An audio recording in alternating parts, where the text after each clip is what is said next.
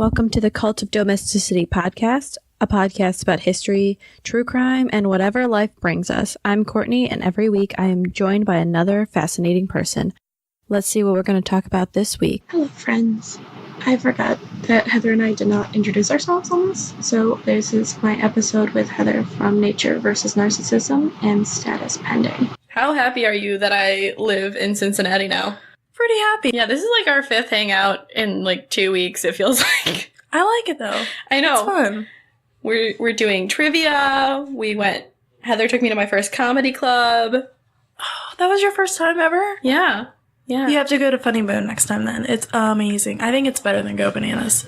I'm not dissing Go Bananas, especially since Melissa from Just the Tipsters, Okay. the one that we were at, the Go Bananas, she used to run that one. Oh.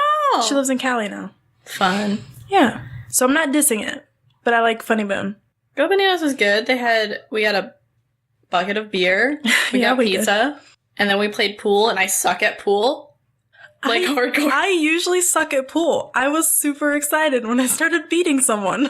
I was like, come play with me more often. We had a little dance party.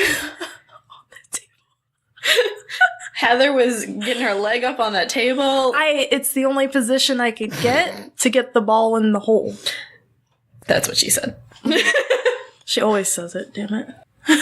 Oh, yeah. Do you like all the skulls and murder birds in here?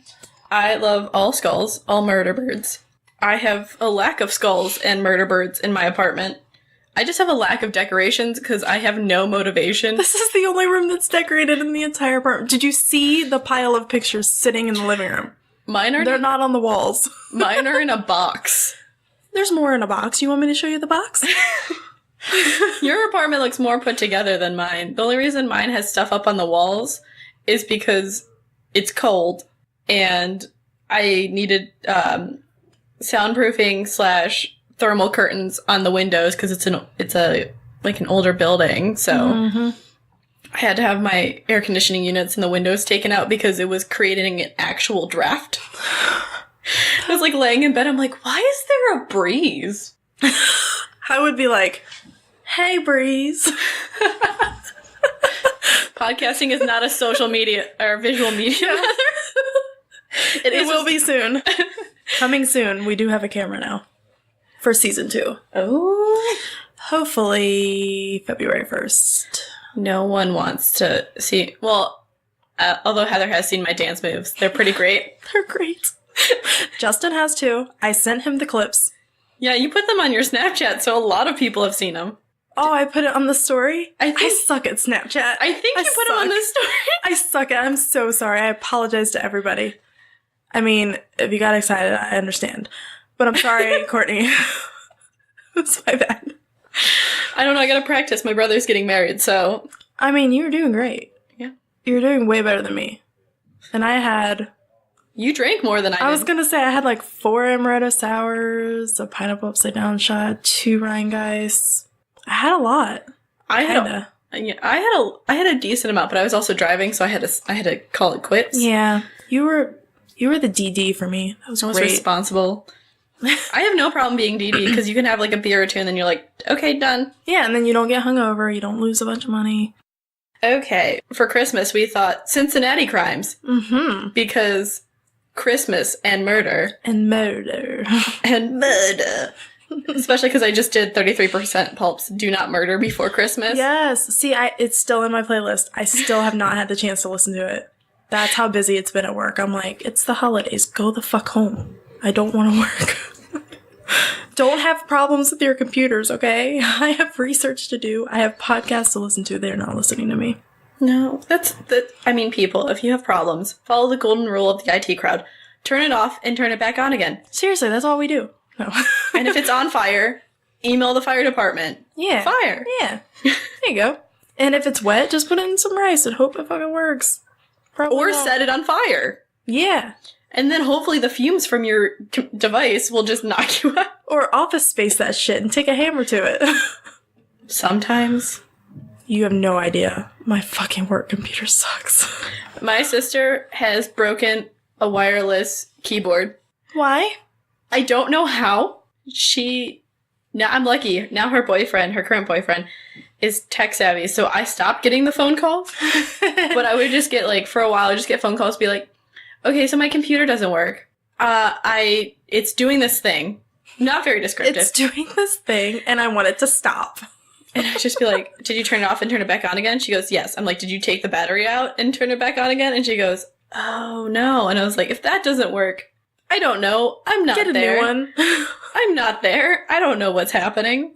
No one should ever make you do IT from afar. It's hard. Like, if you can see it in person, it's like, oh, I've seen that screen before. Mm-hmm. Oh, I've heard those beeps before. Yeah. We're gonna go... We both have old school murders. Murders.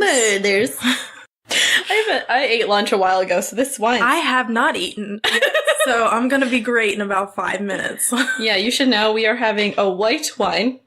That's the extent of what I know about this wine. Ganache Blanc or something like that? Some chocolate...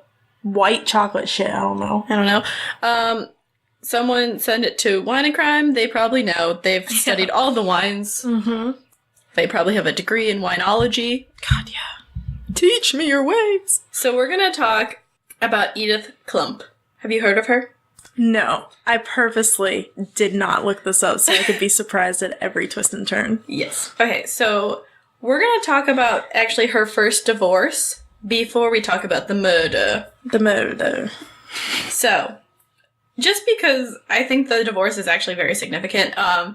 True Crime Historian has a book on it, and they were on a podcast about it, so more in-depth than I am, because I couldn't get the book by this time.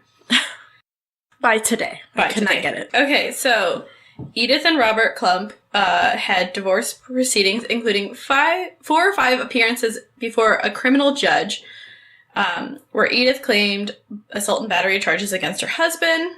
And this is in 1956. Old school. Mm-hmm. The first arrest occurred in November and showed the marriage was rocky from start to finish. Quote, the man appears to be very nervous and is really upset about the divorce being filed. He said he didn't even know that she had filed for divorce as they were living together when he came home one night and his clothing was in his stepson's car, end quote, in the rain. That's brutal. Holy shit, can you imagine? Hold on. Like, if I come home from work and I'm just like, man, I'm beat. I just need a nice warm shower, some good eats, and bed. And then I come home and my shit's in somebody else's car and it's raining and I can't get in the house. And she's just standing there like, okay, bye. Bye. Also, I filed for divorce, bitch. I know. I would be pissed. On top of it, there was an order for him to stay away from the home. And he basically was like, if anyone should be doing the divorcing, it should be me. Because he said she would go to work and then go around till 5 a.m. sometimes. So Edith was getting it. Go around? Like, be more elaborate. Was she getting it on? Yeah, and going out to bars. She was partying. As you sip your wine. Are you Edith? I'm not married with several kids, so no. Okay. Okay. Wow, that's fucked up, though. Mm-hmm. He had caught her on many occasions, and she had lied to him about where she had been. And he goes, okay, I pushed her around, but she has hit me just as much. So this is a very abusive relationship on both sides. Jesus. When I said physical, that's not what I meant. Yeah. But he was trying to keep his family together. But they had been separated many times before moving to Mount Washington, which is on the eastern side of Cincinnati. Yeah, I used to live there. If you've ever looked at the map of Cincinnati, it's a weird shape because the city has eaten up tiny villages, and Mount Washington was one of them. Quote, he stated his wife has always had jobs as a babysitter in the home, and he is assisted by taking the children to their homes over the weekend and washing dishes at night because his wife held another job also. He knows his wife worked very hard and tried to get along, but she didn't seem to be happy, end quote. And on top of that, in 1956 as well, Edith told the police she felt her husband was so nervous because he is mentally unwell. Who isn't these days? But in 1956, saying someone's mentally unwell, yeah, she could have got him committed. Yeah. She just could have said, hey, he's bonkers. And they're like, oh, let me get him. Yeah. Lock him up. So it's not a good situation. Do we know what his mental illness was at this point? Or no, he just wasn't mentally well? He is not involved in the murder. This is just setting the scene. Oh, shit. About Edith. Well, she admitted to staying out with some girlfriends. She really avoided going home because he would question her, and then they would argue, and then they would fight. Like, physically fight. Ah. Mm-hmm. And you said they had kids together, right? Yes, they had 4. They did the typical cycle where they separated, he'd be like, I'll be better, and then they'd happen the same thing. Battered woman syndrome. Or battered man syndrome. I think they're in just this case. battered couple syndrome. Yeah. So they were Lutherans. They belonged to the Norwood Lutheran Church, which is northern Cincinnati. But, like, the good Lutherans they were, she never mentioned their marital difficulties to anyone there. Sorry, my mom's family is Lutheran, and they never mention shit. You don't talk about it to people outside the family. People shouldn't know. No, they shouldn't know. Someone got in trouble 2 generations ago because they married someone who was not Lutheran. Oh, hell no. For Germans? Are you kidding me? And they're not Lutheran? Appalled. It's so shocking. Hashtag disappointment. So Robert at one point had contacted the pastor, told him that Edith was a very immoral woman and he was at his wit's end. Which, a little bit. Yeah. But because the word of the pastor and Robert's conversation got around the church, she was like, I'm done, we're getting a divorce. So this is all, like, they're telling the cops this. Did you just imagine that poor, like, it's like a cadet's first day, he's at the desk, just like, please stop telling me this. He's like, I'm never getting married. It was a parole officer that Edith said that Bob was insanely jealous, would accuse her of improper association with every man she spoke to at work. Wait. Improper association. So, it's like, the 50s. So she's like, did you get that TPS report? Like that type of improper stuff? Or like, was she doing bad things at work? I mean, I think she was cheating on him, but I don't know if at work. I think she'd find the guys at work and then meet them at the bar. Meet them later. It's bad. He would come into her workplace and insult her in front of the customers and call her vile names, which is rude. It's so funny, though. I've seen that happen. It's hilarious. I couldn't imagine. I'd just be like, please leave. No, I'd be like, so I guess I'm fired now, huh? Oh, okay. And then walk out. Because I would never want to work there again if I got embarrassed like that. I will give you the advice my brother said he gave to his coworker. Never bring enough stuff to work that you need more than 1 box to carry out. Oh, shit. Yeah. He said that I need 2 boxes. He said that to someone, and he goes, I don't because this kid was like, I don't understand why you don't have that much stuff. He goes, because if you get fired or something, you don't want to come back in. Yeah, you don't want a second trip. 2 trips are for pussies. And then that kid got fired because he was lying about being sick and he was on vacation. Well, he probably posted it online. Yep. And he had to come back for multiple trips. No, that's embarrassing. Done. One and done. One and done. Just quiet. Or there's another company. I'm not going to shout their name out or anything. There's a company in Mason that if you get fired, you get walked out. You're not allowed to grab any of your shit, and they mail it to you. I'd rather that happen. Well, yeah, because then nobody knows what happened. They're just like, oh, meeting. Oh, they never came back from the meeting. Guess they're fired. Mm-hmm. You know, and it's, like, not obvious. Yeah. Okay, so Robert had caused Edith to lose jobs. She couldn't bring friends home to, because as soon as she introduced them to Robert, he would ask them where Edith was on a certain date, maybe even as far as 2 months prior. Bitch, I can't remember what I did last week. I was just gonna say that. Was that last week? That was 2 years ago, Heather. Oh, okay. Yeah. And the person be like, I don't know. What? And me embarrassed. And it had been going on for 10 years. I don't know how she didn't murder him. I would have murdered him. Wait, what was going on 10 years? Him going to her work Their and whole stuff? behavior thing. They were married 10 years. And they were acting like little children. For 10 on a years. Freaking playground. Yes. Arguing about who gets to play tetherball next. Mm-hmm. Seriously. And she was like, I wanted to keep the home together, but it's not worth it. The children are suffering. Her oldest daughter would not speak to her father or go out with him. And she was like, I tried to get the kids to be nice to him, but they're afraid of him. The 9-year-old was extremely nervous. And the doctor was like, yeah, this is the home situation. Which, considering it was the 50s, you know, prescribe some cocaine, it's fine. Wait, or, oh shit, why can't I think of the name of it? That little pill in, Wolf of Wall Street, they don't have them anymore. You know what I'm talking about?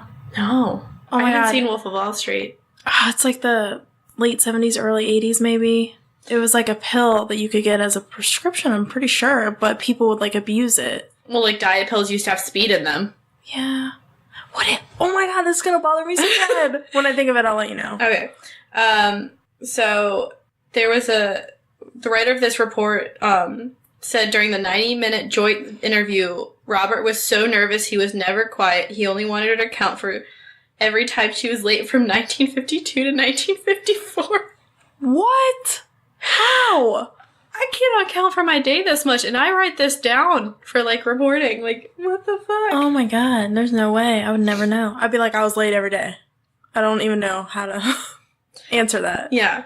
And if they hash it out, they could hash it out in domestic relations court. I love 50s terms for things. If they wanted to, but the office they were in didn't handle divorce work. It does handle assault and battery, and if he ever struck her again, the judge would take care of it. He said, what should I do if she strikes me? And the reporter said, quote, if you stay away from her as you were supposed to do, there will be no occasion for her to strike you. But if she comes to you and strikes you, you have the privilege of having her arrested, end quote. Oh my God, this is so great. This is before the murder. We're still before the murder. We're still before the murder. This is just setting up how Edith is. So he'd have to pick up his kids from Edith's mother's house. They have 4 kids together. And he's like, I should pick up the kids from my own house. And she's like, no, because it'll start an argument. We need a neutral place. Which is what they do now. There's no fines or punishment for the altercation, but Robert does have to pay the court costs because patriarchy. Oh, just wait. This is a patriarchy episode. Holy shit. We're gonna fight it. Then he's brought again before a judge in July 1957 for abuse of family charges, and he gets 6 months probation. So basically, they just keep getting in trouble because they can't deal with shit. He claims that he broke into the house and stole $20 out of a drawer where she hid 100 besides the 20. What? He just stole the 20? I would have taken the 100 and ran. And she goes to pay her taxes because she's an American. A burglar would have taken the whole wad she charged. She's not wrong. No. Yeah, so it's let me just scatter some bills and see which ones they take. Also, can somebody give me some bills to scatter? Because I don't have any. I literally paid for Wendy with dollar coins the other day. Paid for what? Wendy's. Oh, you're like Wendy. I'm like, is she on the corner? Or how you... Who is No, this? I would be on the corner at this point. Let's not. So basically it is just... The divorce is finalized. Shitstorm, yeah. Yeah, it's imagine a horrible divorce where everyone's in court constantly. And it ends in August of 1957. That's when the divorce is finalized. And then in March 1958, there are 2 more court appearances noted in his file because of they got the abuse of family charges dismissed. And on March 29th, he was fined $11 in cost for assault and battery. Did you say 11? Yeah. That $20 bill will cover that. I know. And he'll get change. Well, and costs of the court. You gotta pay your court fees. Okay, fine. He'll get $2 back. Big deal. Probably at that point you get $5 back. You could go to Wendy's now and get the 4 for 4. Oh, shit. Or McDonald's back in 1957, because when did they open? 1952-ish? I think White Castle would probably be your better bet at this point. Okay, yeah, they were cheaper. Yeah. Fun fact, Cincinnati loves White Castle, and I did not realize that. Yeah, I eat it when I'm drunk. Any other time, it fucks my stomach up. I got a free breakfast sandwich the other week because someone brought it in. Was it good? It was actually pretty good. Yeah. And it wasn't even warm. It's the waffle one, right? With no. It was a biscuit one. They have biscuits? Or biscuit one or like a sandwich one. Like it was like a little sandwich, not waffle. Oh, I'm so hungry right now. I know. I was thinking about, I was like, should I stop making food? I almost did, but he needs to eat too, so. Okay, now to the murder. Dun dun dun. So just remember, Edith has kind of already been accused of assault and battery and has fucked around with her ex-husband. Fucked around by, like, being abusive and, like... Okay, I was like, I don't remember adultery being in this, but okay. She probably has also cheated on him. Right, but they didn't get her for that. Yeah. She was a sly fox. Yeah, at that point, they could get you for adultery, and that would not be good. Here's my thing. How do you hide that? I could not. Like, how do people do that? I don't know. Again... Oh, yeah, you're not married. I'm not married. I rarely am in a relationship because I've been moving constantly. I laugh. I don't know. I don't know. Hurts my heart. Yeah. Okay, continue. Sorry. So. I'd rather see them beat each other, but okay, go ahead. The quote of this. I'd rather see them beat each other. There you go. Sorry. This is not a funny topic. No. Domestic violence is not funny. It's really not. Adultery seems very heartbreaking. It's emotional abuse as well. Yeah. Okay, murder. Murder. November 1st, 1958, so about a year after Edith is officially divorced. William Bergen reported his wife Louise missing. The same morning, duck hunters at Cohen Lake in Clinton County, which is east of Cincinnati, found the charred remains of a woman who would later be identified as Louise Bergen. Dun dun dun. Exactly. They found her. They did. They found her. They didn't know right away that it was her. But, interestingly, William and Louise had been separated for 5 months. Why, you ask? William, who was 30, had been... Why? Those voices... who had been living with his blonde girlfriend, Edith Klump, who was 40. Which I'm like, get it, girl. Get it. And how old was he? 30. And she was 40? Yes. She's doing something great with those wrinkles. Or whatever. Do you get wrinkles at 40? I think I already have some. I'm not even 30. I don't know. So, she's a divorced mother, as we have already mentioned, who taught sewing classes and provided daycare in her home. She had 4 kids between 9 and 20. I know. Wow. That's a very large range. The 9-year-old was an accident, huh? I feel like the 9-year-old was an accident. William and Edith met in March at the Lunken Airport Sky Gallery restaurant. I don't know where that airport is. I'll take you. It's not very far. Well, it wasn't very far from where I used to live, but... Is it closer to Dayton, or...? No, Lunken is closer to, like, Kentucky. So, Edith was the waitress, and William was learning to be a pilot. Never trust a pilot. Okay, it's the one by Mount Washington. Okay. Mm-hmm. There you go. Oh, that makes sense then. Mount Washington. Yeah. Alright, everything's full circle now. Mount Washington. Reasonably priced living now. Depends on where you live.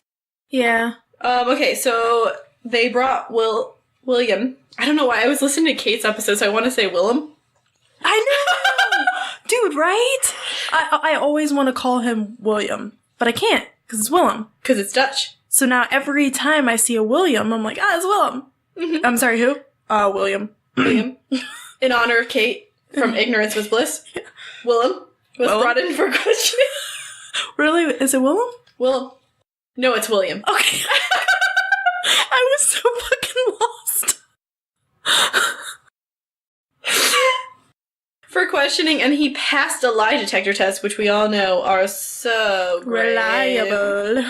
We'll just bring, like, Jessa and Nick from it getting off. And yeah. Dude, they... Yes. Okay. That's You all. did not hear my stomach in that one either? I did. I thought you growled. That was my stomach. About Jessa and Nick. I would. Because he's a snack, right? Isn't that what he's called, a snack? I feel he's being, what is that, objectified? Yes. Poor guy. Don't objectify me! Okay. So then Edith drove herself, because she's a grown-ass woman and can drive herself to the police headquarters. Well, yeah, she has 5 kids. Her boyfriend is one of them. I was gonna be like, she's 4. I had to add that so you would know. Yeah. And she failed hers because, she was nervous about something. Or she was lying. Maybe. Perhaps. Who's to say? I think I do know this case, by the way. So, investigators searched her car. They found traces of blood on the front seat. You get your period. And but it's the 1950s, so no one says... There was blood on the front seat, and they're like, oh, no, it was just her monthly. Seriously? No. Oh. Like, what the fuck is going on in Ohio? Just fucking with you. It's working. And then... fucked. Yeah, because they found in the front seat and in the trunk. So they're like, Well, who sits in their trunk? Unless they did. So I have actually traveled by trunk. Not legally, in the state of Ohio. Edith, because of all the evidence, was like, I'll talk. So her statement was that she met Louise at Swifton Village Shopping Center on October 30th, the day before Halloween, to discuss whether Louise should divorce Willem. And she should have. He seems like a garbage person. How dare you, Willem? I just keep saying it because it's Kate's husband, so Sorry. So Louise got into Edith's car around 5 p.m. I like that it's generalized time because I never know exactly what time shit happens. Right. They drove to Caldwell Park in Hartwell, and then they started to fight as they argue. And remember, Edith has already been accused of assault and battery, so... She be violent. Mm-hmm. At that point, she claims Louise found William's gun in the car and pointed at Edith, and it went off during the struggle and killed Louise. Murder. Not by owl. Good. They need a break. So, Edith then said she put Louise in the trunk and went to her sewing class at Woodward High School, where her students said she taught normally and taught them how to make dresses. Taught normally.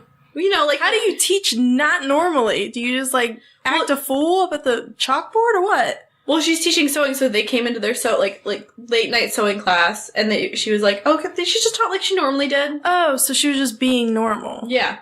Okay, so nothing was off. Nothing was off. Okay. There's I think it's like a Deadly Woman episode on ID on her. It's a good show. Yes. Watch out.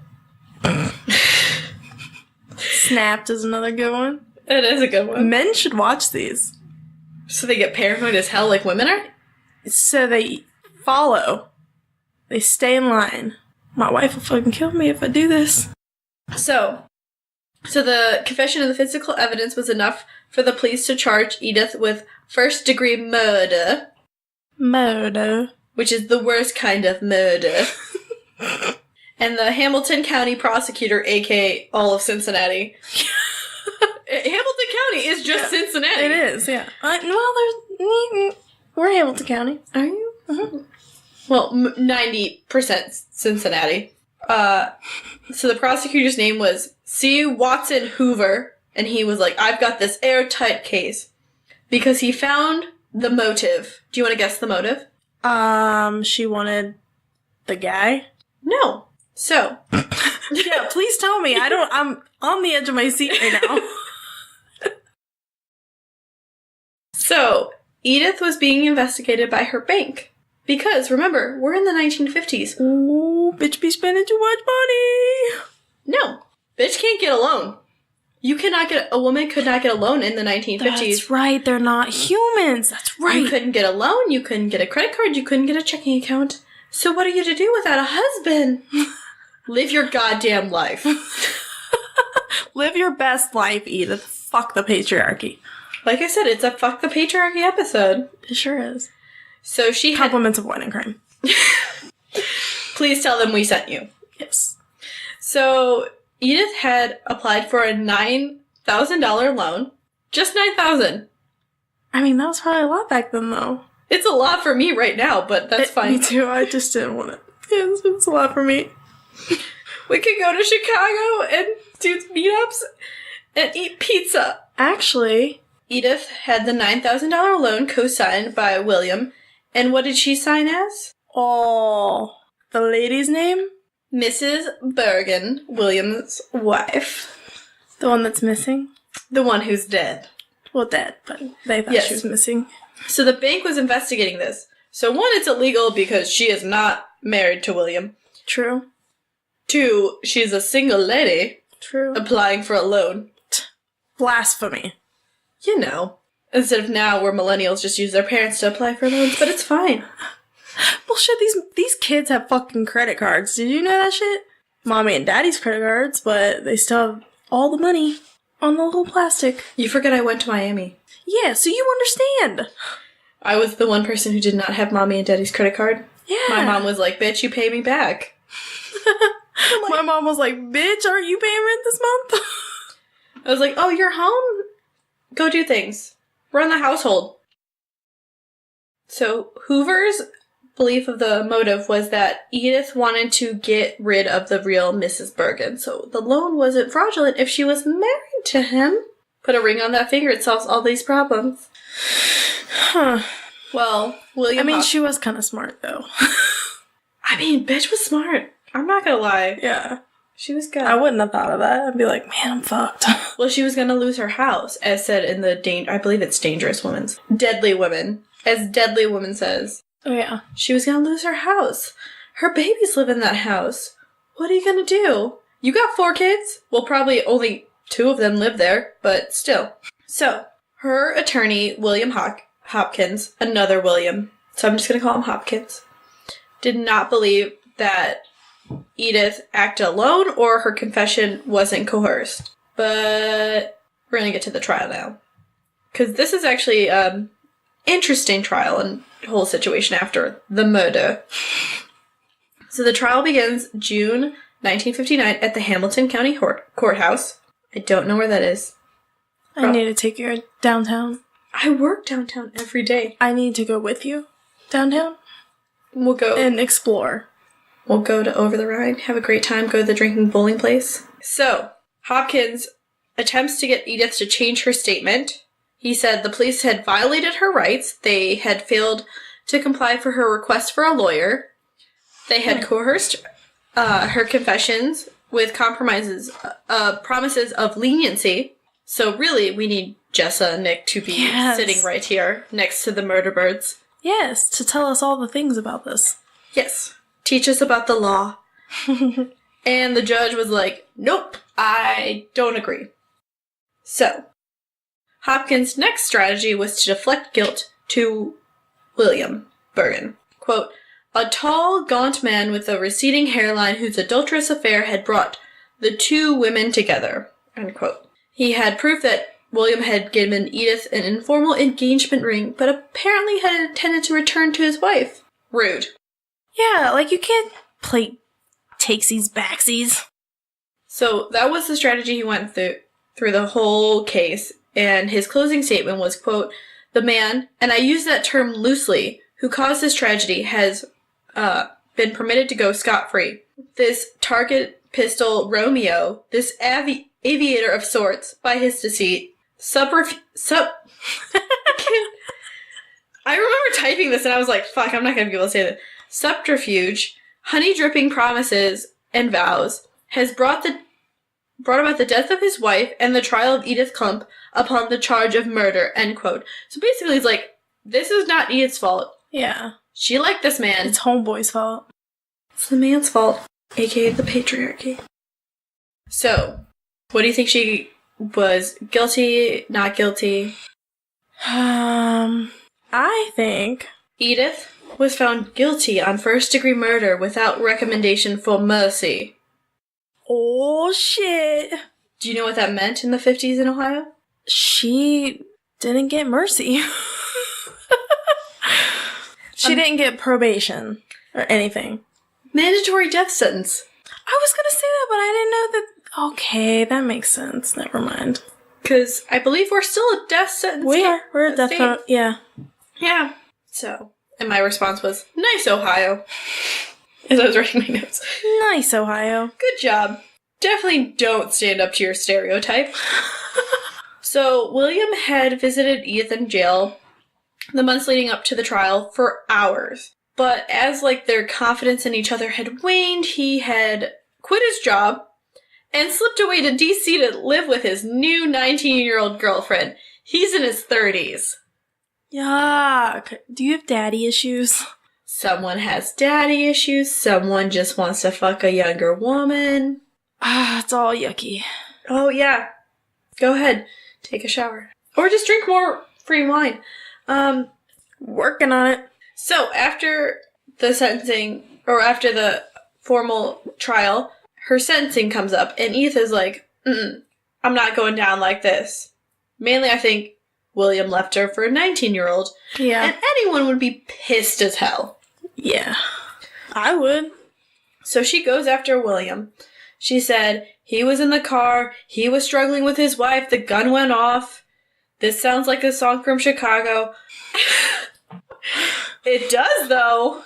I mean, I've never seen it. It could be on the Cell Block Tango.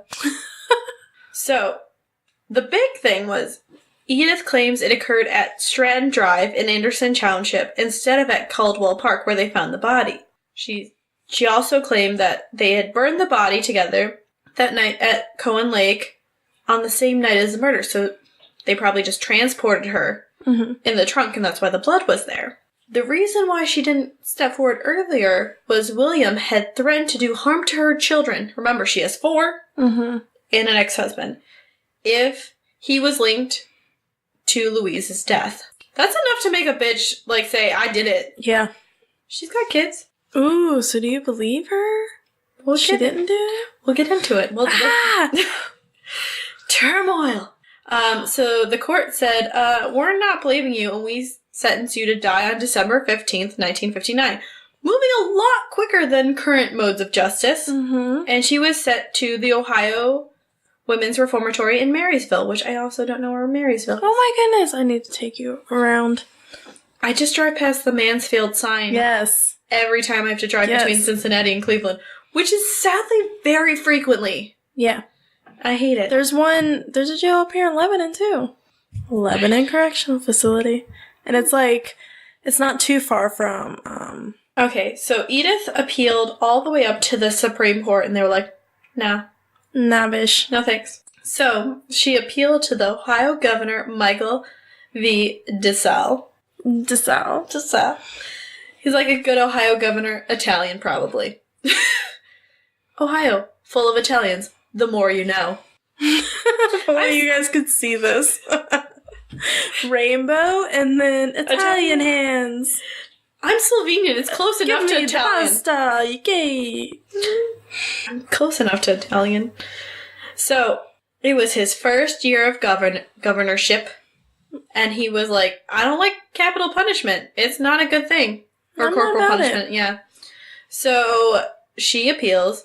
Her lawyer makes a big impression on DeSalles, and the whole thing was, they were like, we'll give her a truth serum. Because remember, it's the 50s, bitch. Yeah. Holy shit. That's the title of this. It's the 50s, bitch. Do it. I love it. So, the courts say no, but DeSalles says, maybe. I'll think about it. So he gets an Ohio State psychiatrist, because of course, Ohio State. You got the OH. I-O. Never even think that. Sorry, if you live in Ohio and you can't respond with that, are you really from Ohio? It's a reflex. It is. It's terrible. It's like the YMCA. It is like the YMCA. I had someone in Washington, I said, oh, I'm from Cleveland. And someone goes, OH. And I was like, I didn't even meet you. And there's a bunch of people from California and Oregon and Washington who are just like, what the fuck is going on? Who is this bitch? I was giving a presentation, so they knew who I was at that point. Oh my god. I was working. That's what happened. I also made Buckeyes. What? I made Buckeyes for people. Oh, I thought you said... Did you thought I said Black Eyes? Yes. I was like, what is going on? I'm not that magical. That takes 9 months at least. I thought you said, and I met black guys. And I'm like... So, DeSalles was like, we're going to get you some truth serum 2 days before her scheduled execution. That's cutting it a bit close. Yes. And there's like a 2-3 hour interview that the psychiatrist does with Edith. And DeSalles was convinced of her story. Really? Oh, we're going to get to it. And commutes her sentence. To life in prison. Mm-hmm. Remember, I know somebody that happened to. It's his first year as governor. He's trying to make an impression. Yeah, public did not appreciate that. Oh, yeah.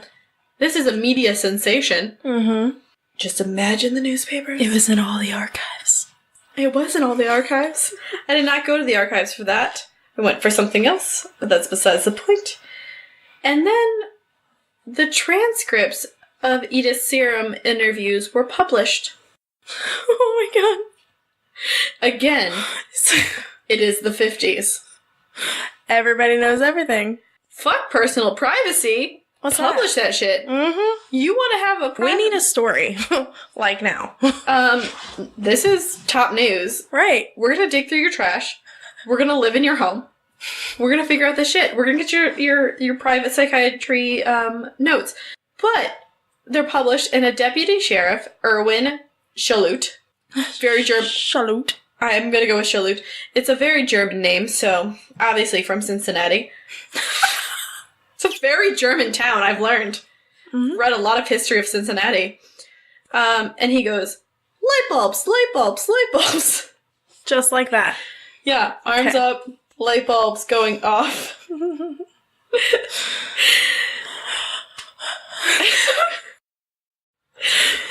He was like, oh, I remember. Anderson Township Rangers found part of a broken necklace, a pair of eyeglasses, and bloody stained shorts that night Louise died. Oh, on what road? Snap. What road do you think they found him on? Their road? Yeah, the road that... or whatever. Mm-hmm. Was it Snyder? Stratton. Stratton. Stratton Drive. The night Louise died. That's a coinkydink. I know! How weird. Take a minute. Let that sink in. While you drink your wine. Is this like an ad? No, I wanted to say drink my wine. Take a second, because I fucking need a second. I need some wine. No, my ads would be probably more of me singing horribly. So the Rangers had turned them into Clinton County officials, as Rangers do. They normally don't have areas to keep that shit. Speaking as someone who's worked with Rangers, they don't. Did you wear the hat? I got to wear my boss's hat because I was seasonal, so I didn't get a hat. But I told them they didn't believe I could fit in the hat because I said my head is very large. And they're like, no, it won't fit. And I said, try me. I put the hat on. I'll share the picture. It did fit. Okay. And it fit perfectly. A little snug. I've bought a men's size hat before. I have a very large head. It's my mother's fault. We all know this. So what do they do now? They go and they get that evidence out of wherever they keep the evidence in Clinton County. I don't know what county where that is. And the necklace matched Louise's. They had little bits of it because it was broken. And they're like, it was on Louise. They put it together like a puzzle. Mm-hmm. And then they were like, these eyeglasses are the same as Louise wore. How weird. This is just silly. They're like, well, guess we can't solve this one, and they throw it all away. No. The governor was like, hey, Hoover, the DA, you want to retry this shit? And he goes, nah, I'm good. Ohio. Okay. I'm okay, bro. Nah. It's Ohio. I have lunch plans. I'm gonna go over the Rhine, find some Germans, and have a party. Get my boozy ice cream on. So DeSalles ordered an investigation by the State Highway Patrol, which, as much as I love my state, I hate Ohio State Highway Patrol so much. I have had confirmation. They are the worst. Not like in doing their job, they just don't give you any leniency. So if you speed in Ohio on the freeways, good fucking luck. Yeah. It is. They will bite you. Oh. They have airplanes that catch that shit. The State Highway Patrol. Whoop, whoop, whoop. Issued a report that Louise was actually killed on Stratton Drive. Her body was burned on the night of her death, and William had lied a shit ton. Fucking liar. So, did he do it? Wait, did you say that he lied a shit ton? Yeah. Oh, okay, I thought He changed his alibi. He was just changing shit. You know how cops like when you change shit on them. Oh, yeah. They really love that. They're like, wait, you just said you wanted goldfish crackers, and now you're saying club crackers? Something right here. And guess who still wouldn't change their mind? Oh, the governor. No. The judge. No. Who are we talking about? The DA Hoover. Yes, him. The prosecutor was like, nah, I'm not going to recharge this shit. I already solved it. Done. I mean, what time of the year was this again? It was, I think they started in June, so it could be like by the end of the year, but still. I mean, there's holidays though. Can you expect him to retry? Yeah, to do your fucking job I'm paying you to do. But maybe he had other plans. Or, motherfucker. You know how they clap in between each one? Yeah. I think it's really, he's like, I got a slam dunk. Yeah. Motive. Evidence. Mm-hmm. She confessed. Yeah, usually when they confess, they're like, there's nothing else we need. So, DeSalles lost his re-election campaign. Oh, shit. But, on his final day in office, he commuted Edith's sentence to second-degree murder. Thus, she got out of jail. She was eligible for parole. Oh, snap. He's like, fuck you fuckers, you don't want me in office? I'm gonna do this before I go. Peace out. She did the truth serum! But Edith got paroled May 12th, 1971, after 11 years in prison. So I think she did do time for second-degree manslaughter. I think she didn't actually commit the crime. I think she was just proxy. Because it wouldn't make sense for her. She loved her kids that much. That's enough to make her... There was also extra proof that William had cheated on Louise before. He wasn't very tight-lipped. Also, when you go off with a 19-year-old... Yeah, it kind of tells who when you your are. girlfriend's going up for your wife's murder. Oh my god. Dude, just saying that. Like, he has so many women. Skeevy. It's so skeevy. When your wife is up for your... Wait, when your girlfriend is up for your wife's murder, and you go with your new girlfriend...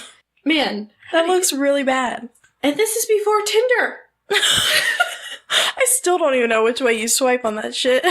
I don't know. Don't tell me. I don't know. I don't go on Tinder. It's... So many people use it, though. So, DeSalles, when he was his commuting sentence, he kind of admonished Edith for her act in the death, but then really laid into William, quote, "There are many people like William Bergen, but not many have such complete callousness told of the infidelity to a wife he claimed he loved. This is the same man who, in a boasting vein, told of conquest after conquest while living with his wife, and while he was living with Mrs. Clump, having lied twice, having on two additional occasions indicated his willingness to testify, then having backed away at the last moment. How much can he really be believed?" End quote. So, you think she didn't do it? You think she was forced to help? I think it was maybe not forced to help, but I think manipulated? I think it was a manipulation scenario. I think she then ended up in a shitty situation. I don't think she was a great person. Mm-hmm. I think she was just a human being who really liked William. Mm-hmm. He was helping her out keep her house, with the loan. And so when she went to go talk to Louise, he wanted to be there. Shit got violent. She knew what that was like. All of a sudden, because in the beginning she mentioned Louise had William's gun. Why was William's gun in her car? True. William was in the car, de facto. Right. So I think William had too many ladies on the side, figured he'd get rid of his top beard, which was Louise, and then throw Edith under the bus, and he could go live with his little 19-year-old girlfriend. He could go with his 19-year-old girlfriend and start cheating on her. Ugh. He's a man whore. Again, it's... Like, how good looking was this guy, though? Like, how was he getting all these ladies? Not good? 1950s. He's got a job. Oh. Remember, women cannot have credit cards. Women cannot have loans. You need a man. The system, the patriarchy was created in the sense that you needed a man. I know, it's shitty. I think Edith was between a rock and a hard place. She really liked William. Louise really liked William. He probably had charisma. Yeah. I don't know if he's dead or not. Probably at this point. Maybe. He was in his 30s? In the 1950s? Yeah. Late 50s. He could still be alive. He could be in his 90s. Yeah. He wouldn't hear us anyway. He doesn't know what a popcast is. Yeah. I've heard so many ways. Popcast, broadcast. Live stream radio. Yeah, it's just... So, I think she wasn't an innocent in it. But I don't think she went out there planning to murder. Right. I think it was a kind of manslaughter-esque situation. But William definitely, because he had the gun. Yeah. He planned. He's like, I need to get rid of one of them. Yeah, this is getting too hard. But Edith isn't innocent. We know she's... Abusive. She's abusive. She's been abused. She's got 4 kids. She's got to live her life. And she's more of a modern woman than the 1950s was used to. She liked to have boyfriends. Granted, her independence. She liked her independence. And she wanted, like, as anyone would, to keep their house. So... She did what she thought she had to do. Yeah. So when she got out of jail... She lived a quiet life. Really? And her kids are probably alive right now. Yeah. But they... Were they living with her after she got out? Like, well, I mean, I guess they would all be old enough. They just said she was living a quiet life. She kept out of the limelight. That makes me believe more that she didn't plan it. I don't think it was, yeah. Because if she had planned it and she was that... No, but yeah, like, I feel like if she was, like, the mastermind, the manipulator, the person who conspired and, like, planned all this, like, I think that she would be more in the spotlight. She would... Or she would have covered her fucking tracks! Well, yeah, but, like, by her staying, like, after she got out of jail, for her staying out of the limelight, that tells me more that she felt guilty for it, that that's not what she wanted, or, you know what I mean? The reason why I don't think she planned it was because... William visited her, and then all of a sudden when she didn't believe his lies anymore, he fled. Yeah. That seems like a guy who's used to getting his own way. He had another girl lined up. And he had to cover himself. Yeah. Yeah. I don't believe the truth serum. I would like to see what that truth serum's like. It's called alcohol. You're drinking it right now. What would you like me to ask you? Oh, I think this was psychiatry administered truth serum, so that's concentrated heavy-duty water. It's a placebo effect. They make you think it's truth serum, so then you're like, oh my god, this is the truth. No, I'm just kidding. I mean, that'd be funny if that's what it was, though. Just water. Watch the men who stare at goats. Yeah, you told me about that. Okay, yeah. I couldn't remember the name of it. It's a George Clooney movie about... They're trying to find a truth serum in the CIA. You can't really find a truth serum. You can just lower people's inhibitions enough and then just quiz them. Wine. As Heather chugs her wine. I can't chug wine. Oh. I can chug some vodka or something. I can chug wine like nobody's business. Let me see. I mean, I could, but it'll make me gag a little. Not even gonna lie. I'll be like... Okay, devotees. So, I hope you had a good Christmas. Heather will be back. We're going to record after Christmas, or after New Year's, because I'm going to be up in Cleveland, so be ready for some dog pictures. Puppies. All the schnitzel. All the schnitzel. And then we'll be back with another Cincinnati murder for the new year. Yay! Booga wooga wooga. Sorry, not yay. It's sad. It's really sad. Yeah, yours is real bad. I know. I kind of... I'll discuss this with you in a minute. But yeah, it's really sad. It's real sad. Okay, Heather, do you want to tell people where to find you? In my house. Okay, I'm sorry. Redo. Okay. So everywhere, basically. So Nature vs. Narcissism is a true crime comedy podcast, because it's fucking hard to talk about murder without making some dark humor jokes in there. Wait, you're supposed to be serious about life? Nope. There are a lot of serious podcasts out there, though, and they're really good, and I do it just a little bit with the second podcast, Status Pending, which I co-host with Scott Fuller of the Frozen Truth podcast, which if you haven't listened, you need to. Like, there's a case of his that's literally in the news as we speak right now. These will all be tagged in the description. Yeah, so that one is an investigative podcast, which is really what I wanted when I started podcasting. But I was like, this is so sad. I can't keep crying into my wine. It's making it salty. So yeah, find Nature vs. Narcissism. Her family's on it. It's great. I've listened to it while I walked the dogs in the woods, which made me paranoid.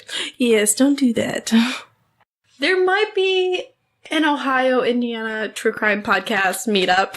And it's coming up soon. Stay tuned. We just have to figure out where to meet, because Heather and when. Oh yeah, no, we got the we know date. we got the Never when. mind. Yeah. We don't have the where. I'll find you a where. That's what she said. Gosh, what do we have, like 8? Yeah, there's a lot. Do you want to name them? So, Cult of Domesticity, Brothers Commonplace, Mysterious Circumstances, based on a true crime. I don't think they moved.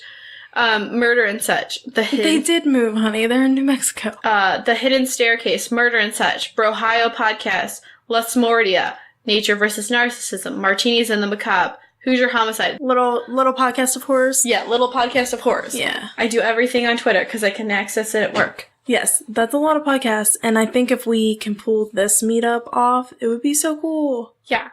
It's going to be closer to Cincinnati. Mm-hmm. So if you're in the area between Indiana, Ohio, and Kentucky, and probably Tennessee is not too bad either. Well, about 4 hours, depending on where. Everyone will be promoting as soon as we decide on a place. Mm-hmm. Mainly, I think it means Heather and I need to go to bars. Oh, no. Research. Darn. I hate research. We hate bars. Hopefully, devotees and other friends come meet us. Please. Buy some merch, wear some merch. Good idea. Because that way we know whose podcast you're repping. Please rep mine. There's a sale right now. You can get it at the cheapest price. I think I'll throw a sale out so that way you can. Okay, bye. Okay, bye.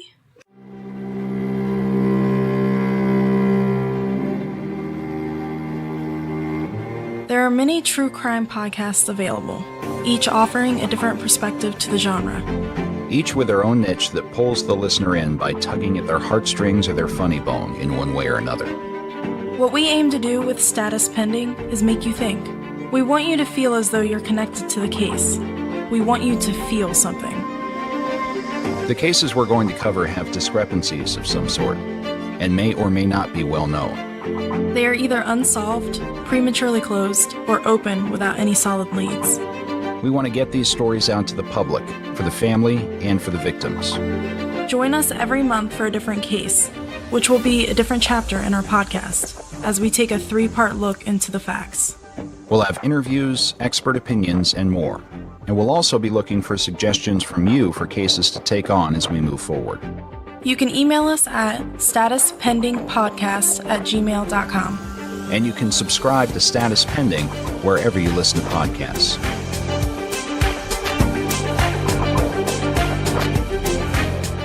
Thank you for listening to The Cult of Domesticity. We are available on all podcatchers. On social media, we're on Facebook and Twitter at The Domestic Podcast, and Instagram at The Cult of Domesticity. If you have a topic request, information, or want to send us a recipe, please email us at thedomesticpodcast@gmail.com. And don't forget to rate, review, and subscribe and share with all your friends. Remember to stay domestic and cult-free.